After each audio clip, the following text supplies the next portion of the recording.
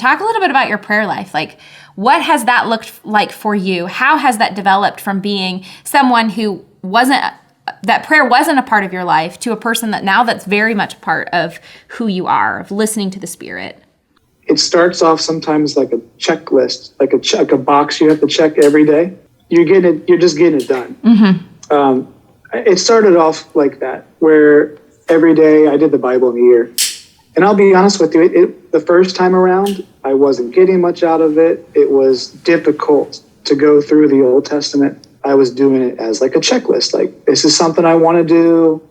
It's kind of labor intensive for me at times. But now I'm actually excited and get into the story. And I feel like once your prayer life starts to get less like a checklist and more of like, oh, you know what, I need to ask for wisdom for this. And this is becoming throughout the day, you're asking for wisdom. Throughout the day, you're praying. You kind of mesh more with what Christ would want you to do, as opposed to just, I think I'm doing a good thing by tithing. I think I'm doing a good thing by reading the Bible. But you're just doing it because you think it's a good thing.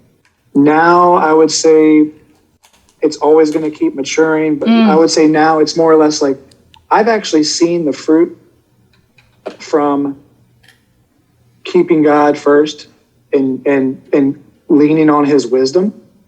And I know that it works now. Yeah. And so like everything, like if you want to create a habit, it's labor intensive and it seems like, oh my gosh, like I'm just trying to do this. It doesn't seem natural to now. I wouldn't have it any other way. Yeah.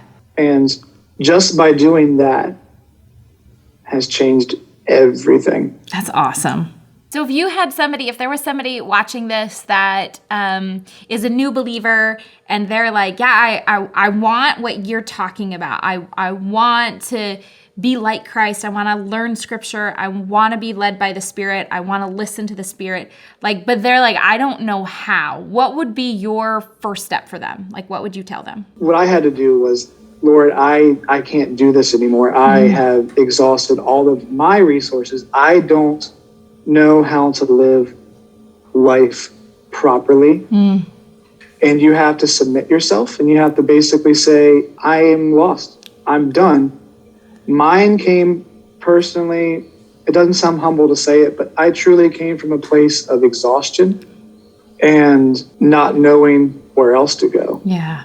But there also came a lot of, man, this is really difficult to lay yourself down and say that you don't know what to do when everyone tells you you're supposed to be a boss. You're supposed to know exactly what to do. And I love that we serve a God who doesn't say, no, you're going to have to try harder and do better. That instead we serve a God who, when we humble ourselves and say, I want to be obedient, but I don't even know how to do this thing, that God actually meets us where we're at and says, all right, I gotcha.